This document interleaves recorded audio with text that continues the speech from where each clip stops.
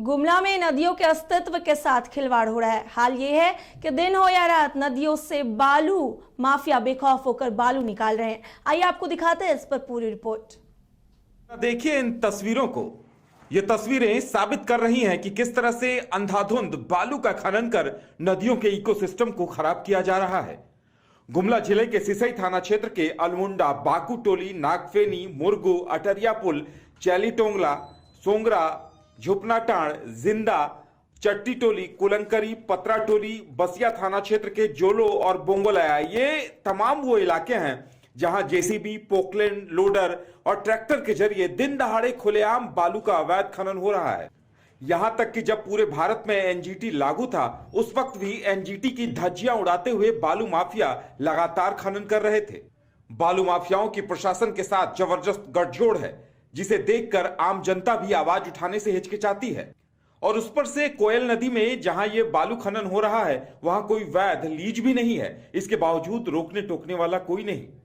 जब इस बारे में जिला खनन पदाधिकारी से पूछा जाता है तो वह कहते हैं कि जब भी हमें ऐसी सूचना मिलती है, हम तुरंत सभी गाड़ियों को हटा देते हैं और अवैध उत्खनन कहीं नहीं हो रहा। बालू के मामला में लगातार कार्रवाई हम लोग कर रहे हैं। सूचना मिलती है, उसके अनुसार अपना प्लान बनाते हैं। कभी कभी ऐसा होता है कि ये बालू माफियाओं का सूचना तंत्र ज़्यादा मजबूत होता है, तो हम लोगों के प्लान पर बनाने और वहाँ पहुँचने तक के पहले कहीं ना कहीं पता चल जाता है। फिर भी कार्रवाई हम लोग लगातार कर रहे हैं। पिछले एक सप्ताह में 2 जगह रेड हुआ और 6 हाइबा और 4 ड्राइवर को पकड़ा गया है। सब पर रुपया किया गया है। यानी लगातार विभाग कार्रवाई कर रहा है। जी, लगातार कार्रवाई। लेकिन दूरस्थ इलाका होने के कारण भी थोड़ा दूरस्थ इलाका है, कुछ सीमित साधन है, मैन पावर कम है, तथापि हम लोग इस पर पूरे नज़र रखे हुए हैं और जैसा मौका मिलता है वैसा कार्रवाई करते हैं। जरा इन तस्वीरों को भी देखिए कि किस तरह से बालू का अवैध उत्खनन कर ट्रैक्टर के जरिए नदी किनारे डंप किया गया है।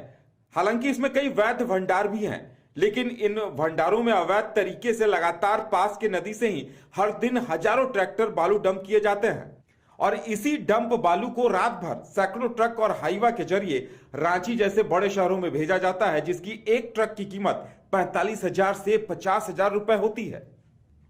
और इन हाईवा और बालू लदे ट्रकों की चाल ऐसी होती है, उन्हें इतनी जल्दबाजी होती है कि आए दिन आम लोग सड़कों पर दुर्घटनाओं के शिकार भी होते रहते हैं। कई बालू माफिया ऐसे भी हैं कि एक एक की दर्जनों 40-50 तक गाड़ियां हैं, जिनके जरिए ये खेल लगातार चल रहा है। बालू की स्थिति कोई छिपी हुई नहीं है, जग जाहिर है। जिस तरीके से लापरवाही बढ़ती जा रही है, गरीबों के लिए बालू नहीं है, अमीरों के लिए बालू कहीं न कहीं मकान बनाने के लिए मिल रहा है। आप देख रहे हैं कि रोज आए दिन ट्रैक्टरों से, ट्रकों से बालू आ रही है। हाईवा लगा के, जेबीसी लगा के बालू बहा रहा है। जो स्थिति है यहाँ पर, सिर्फ गरीबों के लिए कानून हमको महसूस लगता है कि गरीब छोटे निम्नलिखित तबके के लोगों के लिए कानून बना हुआ है। आरी माफियाओं के लिए कोई कानून नहीं है। लेकिन हम सरकार से मांग करते हैं कि यदि सही में न्याय करना है तो इस पर अविलंब कार्रवाई होनी चाहिए। तो लगातार बालू उठ रहा है नदी से। यही तो दुर्भाग्य है कि गरीबों से बालू उठते जा रहा है। सरकार के राजस्व भी हानि हो रही है। ये प्राइवेट क्रेन हो रहा है और कहीं न कहीं मिलीभगत से ये काम हो रहा है। और डुमरी जारी में कुलमुंडा एक जगह है, एक जोलो नदी है और वन विभाग का जो क्षेत्र पड़ता है सिसई प्रखंड में, वहाँ से प्रतिदिन 4 साल के अंदर 40 से 50 हाइबा बालू रांची जा रहा है। जो बालू बिकना चाहिए 12,000 में, वो बालू आपका बिक रहा है 38,000, 40,000, 42,000 में। और इसके लिए जो है सो बहुत सा FIR भी हुआ, बहुत सा छापामारी भी हुआ, बहुत सा सीज भी हुआ, बहुत सा डाक भी हुआ, मगर इन लोगों के ऊपर कोई असर नहीं था। लगातार बालू खनन की वजह से आम लोगों को बालू की किल्लत हो रही है, तो दूसरी तरफ नदियों का बालू लगभग खत्म हो चुका है। कई नदियों में, कई घाटों में सिर्फ कीचड़ दिखाई देता है। नदियों में रहने वाले कई स्थानीय जलीय जीव भी खत्म हो रहे, क्योंकि बरसात के दिनों में नदियों से ही ये जलीय जीव खेतों में आते थे और अपनी संख्या बढ़ाते थे, जिससे लोगों की उपज बढ़ती थी। और शायद यही वजह है कि गुमला जिले में नदी का पानी लगातार नीचे जा रहा है और जलस्तर भी गिर रहा है। कहीं ना कहीं जिला प्रशासन का भी मिलीभगत है और ये बोलने में थोड़ा सा भी कोताही नहीं बरतेंगे। कई बार कंप्लेन हुआ कि अवैध उठाव हो रही है, और छोटे छोटे मछली को जल्दी पकड़ते हैं और बड़े बड़े रेहू कतला जैसे मछली जो हाईवा से जाती है, ये गुमला में ये बालू नहीं गिरती, ये बाहर चली जाती है।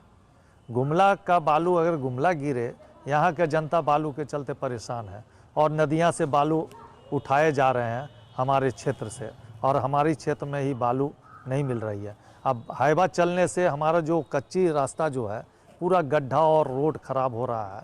अब बालू उठने से हमारे जितने भी जीव जंतु वगैरह जो भी वहाँ पे पल रहे थे, मछली वगैरह जो भी है, जो जीविका का साधन गांव वाले को बनता था। लगातार बालू लदे वाहनों के चलने की वजह से यहाँ की सड़कें भी तुरंत खराब हो रही हैं, जिससे आम लोग परेशान हैं। इन हालातों को देखकर कहा जा सकता है कि आजादी के 75 साल बीतने के बाद भी गुमला आज भी वहीं खड़ा है। शायद यही वजह है कि आज भी गुमला को नक्सल प्रभावित क्षेत्र में गिना जाता है। जिस तरह स्थानीय प्रशासन के साथ सांठगांठ कर बालू माफिया अपना खेल लगातार खेल रहे हैं, अगर इसे रोका नहीं गया, यहाँ की पारिस्थितिकी और इको संतुलन को नुकसान तो पहुंचेगा ही, साथ ही आम लोगों को भी बहुत बड़ा नुकसान उठाना पड़ेगा। देखने वाली बात यह है कि आने वाले दिनों में प्रशासन और पुलिस इस पर रोक लगाती है या इस खेल को यूं ही बदस्तूर चलने के लिए छोड़ देती है। गुमला से न्यूज बाइस्कोप के लिए अमित की रिपोर्ट।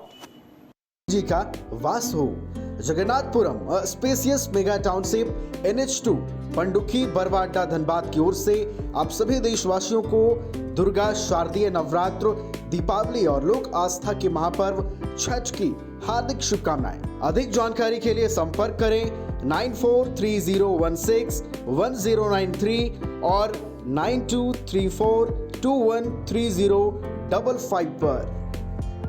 हो चाहे कोई विशेष त्योहार या हो रोज के स्वास्थ्य की बात, सुधा के उत्पाद इतने शुद्ध, इतने स्वादिष्ट, दिल चाहे इसे ही बार बार। सुधा डेयरी के दूध, दही, लस्सी और अन्य उत्पाद के लिए पधारे रांची के सुधा पार्लर।